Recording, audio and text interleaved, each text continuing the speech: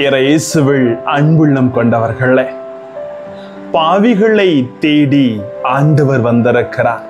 பாவிகளை தேடி நுகத்தை அகற்றி எளிமை வாழ்வின் வழியாக எண்ணகமும் ஆசீர் பெற்று என்னவரை அறிந்து கொண்டு எண்ணிலடங்கா ஆசீர்வாதத்தோடு நிறைந்து வாழ வேண்டும் என்று பாவிகளை தேடி பரமன் அருளின் காலத்திலே உங்களை 4ஆம் நாள் அழைக்கின்றார்.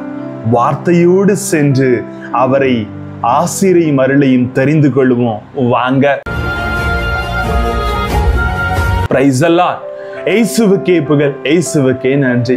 இறைவனின் அருட்கரமும் அருளாசீரும் உங்களோடும் உங்கள் குடும்பத்தோடும் முழுமையாக தங்கிட உங்களை நான் வாழ்த்துகிறேன். அன்பில் இனியவர்களே, எசாயா 5:6 இன்றைய முதல் வாசகம் நமக்கு உண்மையை சொல்லித் தருகிறது. கொடுமை தலைகளை அவிழ்ப்பதும் நுகத்தின் பிணையல்களை அறுப்பதும் ஒடுக்கப்பட்டோரை விடுதலை செய்து அனுப்புவதும் எவ்வகை நுகத்தையும் உடைப்பதும் ஒன்றோ நான் தேர்ந்து கொண்ட நோன்பு என்று சொல்லுகிற ஆண்டவர் இன்று நோயற்றவருக்கல்ல நோயுற்றவருக்கே மருத்துவர் தேவை, நேர்மையாளரை அல்ல பாவிகளை நான் தேடி வந்தேன் என்று இன்று அருளரை தருகிறார். அன்பார்ந்தவர்களே, நன்மைகள் செய்வதும் தீமைகளை விட்டு விடுவதும் தவக்காலத்தின் அழைப்பு என்பதை நமது மையப்புள்ளியான இதயத்தில் வைத்து சிந்திக்க ஒரு அழைப்பு. தவறுகள் குறைவதற்கும் தவறிழைப்போர் திரும்புவதற்குமே தண்டனைகள் வழங்கப்படுகின்றன. ஒருவரின் குறையை சுட்டிக்காட்டுவது அவர் திருந்துவதற்காகவே இருக்க வேண்டும். அடுத்தவரை பாவி என்று முத்திரை குத்துவதற்கும் அவர் மேல் பாவ சுமைகளை ஏற்றி வைப்பதற்கும் இருக்கக்கூடாது.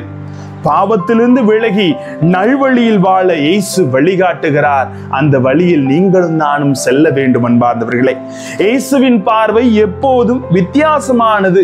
மனிதர்களாகி நாம் பார்ப்பது போல அவர் பார்ப்பதில்லை. அவர் அழகாக சொல்லி இருக்கிறார் இல்லையா?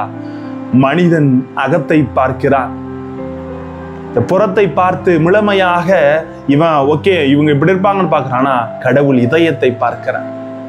நானோ இதயத்தை பார்க்கிறேன், வெளித்தோற்றத்தை பார்ப்பதில் என்று அவர் உறுதி கூறுகிறார்.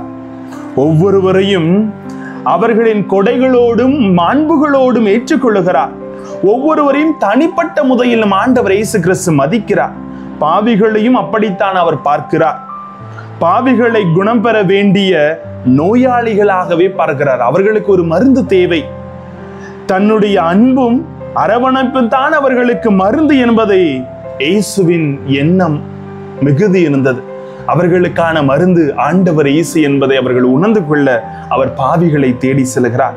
பாவிகள் என்று சமூகம் ஒதுக்கி தள்ளி இருந்தவர்களை புதிய அத்தியாயம் படைத்தவர்களாக அவர் உருவாக்க முயற்சி செய்கிறார். தம்மை நியாயப்படுத்தி கொள்கிறவர்களுக்காகவும் நேர்மையாளர்கள் என தம்பட்டம் அடிப்பவர்களுக்காகவும் தான் வரவில்லை என்பதை தெளிவாக அறுதியிட்டு ஆண்டவர் கூறுகிறார். அன்பார்ந்தவர்களே, தங்களையே தாழ்த்தி கடவுளின் இரக்கத்திற்காக காத்திருக்கின்றவர்கள் இயேசுவின் அன்பும் பரிவும் ஆசையும் கிடைக்கும் என்பதை அவர் உறுதிப்படுத்துகிறார். எனவே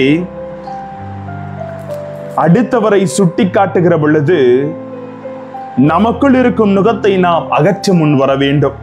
நன்மைகளை பெருகும்போது பாவ நுகம் படிப்படியாக கரைந்து விடும் என்பதை ஆண்டவர் உணர்த்துகிறார்.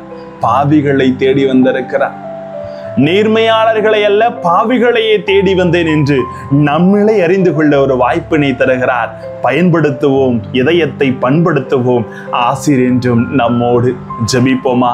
அன்பு இறைவா, நீர் பாவிகளாக எங்களை தேடி இந்த அருளின் காலத்திலே ஆசிரியும் அருளையும் பொழிவது போல எங்கள் வாழ்க்கையின் யதார்த்தங்களை உணர்ந்து உமது வார்த்தையோடும் உமது அருளுரைகளோடும் என்னால நாங்கள் பயணம் செய்திட எங்களோடு தங்கும் ஆண்டவரே. Praise the Lord.